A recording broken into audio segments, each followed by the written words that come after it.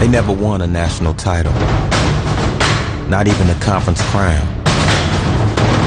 At the University of Michigan, the Final Four banners have even been pulled from the rafters, and controversy surrounds them still. Were they heroes or villains or revolutionaries or rebels without a cause? Only one thing certain, for 2 magical years, nothing in basketball mattered more or dazzled more than the team they called the Fab Five.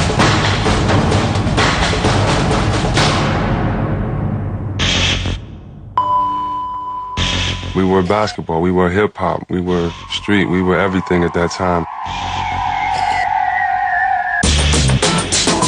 We're not these hoodlums, we're not these thugs, we're not gangsters. We're college ball players, it's just that we got flavor. You know, bald head, we were baggy shorts, we were black socks. All that's a piece of what we were. We were just young kids, excited and happy, man. And all we wanted to do was ready to ball. We wanted to hoop. You know, I got your back, you know, you got mine. We were the best of the best, and with us being together, we were stronger. I mean, we were each other. We lived and died for each other. We were married to each other. But everything was for the betterment of all of us. The Five's beginnings were far from glamorous. For Detroit's Jalen Rose, the hard knocks came early, starting with his birth. When I went into labor, I called my brother to come take me to the hospital. And before we got to the hospital, I could feel him being born. So when they slide the bed outside to come get her, and when she get out the car, try to roll over to the table, I fall right out onto the cement, connected to the umbilical cord. Just fell on the ground. This was in January, and it was really cold out. So, you know, who could survive that? And when they got me inside, he was laying there just looking around. I mean, he was real alert. So I said, this kid's gonna be special.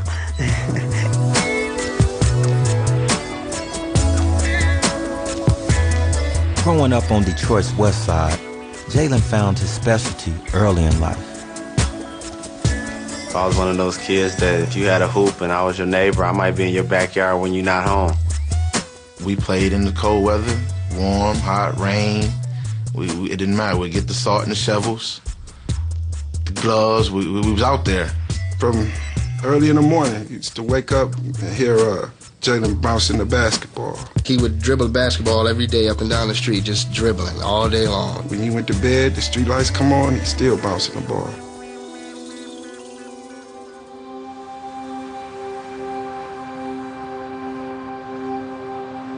Jalen's mom worked full-time at a Chrysler plant. Jalen never met his father, but he knew him. Jimmy Walker was a college basketball sensation and an NBA All-Star whose presence trailed Jalen like a ghost. Basketball was my love, and he was the basketball player. But at the same time, I'm pretty sure the NBA paid him a couple of dollars over a few years, you know, while I'm living in a situation where we don't have heat. You know, sleeping with a skull cap and jacket on for some winters in Detroit, you know, so part of my drive was unfortunate, but it was true, is that my biological father, he's gonna know my name one day. Jalen made his mark early. By age 13, he was a regular at St. Cecilia's gym where the big boys played. He was starring on an AAU team that summer when a kid from a nearby neighborhood showed up at the gym. And so the coach came in and he said, well, I want to introduce you to this kid from camp. This is Chris Webber. Gangly kid, tight shorts, big feet. We was like, wow, you know, is this the guy you was talking about? We're not sure about this, coach. I remember missing layups, and I remember kept getting fouled. And the coach kept screaming at me like, we don't care, we don't call fouls. You better dunk that, you better dunk that. And I mean, this is 7th grade. They were very physical, very tough on him for a while. And Jalen, being the center of that. We really didn't like each other the first day. But the second day, third day, we were best friends ever since. We had made our mind up we were going to go to high school and play together. We were going to go to college to play together. We're going to be the guys that changed the game. We made that decision then. But their parents had other ideas. Chris's mom, Doris, was a teacher. She and her husband enrolled their son in a private suburban high school called Country Day. Education was the number one thing in our house. She didn't want him to be just looked upon as a basketball player, but a person that was concerned about learning, wanting more in life than just basketball. Jalen was accepted at Country Day as well, but his mom sent him to Southwestern, a basketball powerhouse coached by Perry Watson. I'm a mother. I can teach him certain things, but I couldn't teach him how to be a man. And I thought Perry would be a good example for him, and he was. Big drive, a play shot. Okay, let's put it all together. His mom, Jeannie, brought him to me as a 9th grader. And Jeannie said, hey, Perry, he's your son now. And I laughed because here, 20 years later, he's still my son. I was very conscious of his legacy as a basketball coach, what he had done for so many kids, trying to keep them on the straight and narrow. For him to embrace me in the Southwestern family and the Perry Watson family, that meant a lot to me, and I didn't want to let him down. Jalen led Southwestern to 2 Class A state titles. Playing in Class B, Chris led Country Day to 2 titles as well. By their senior year, they were 2 of the top high school players in the country and determined to reunite. We wanted to make sure that both of us were going to be men of our word. So we constantly stayed on each other about it. Everybody talks, well, we're going to go together, we're going to go together. It never happens. They all, the egos get in the way and they don't want to share the limelight. And even though they say that, they always go separate ways, as a rule. 2 years earlier, Steve Fisher guided Michigan to the NCAA title.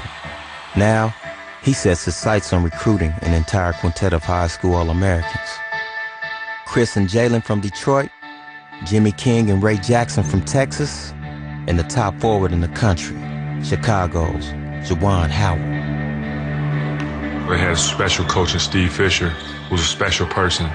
He always believed in that, it was a family. This Michigan team is a family. And he always, say, hey, when you become a part of this university, you're part of my family.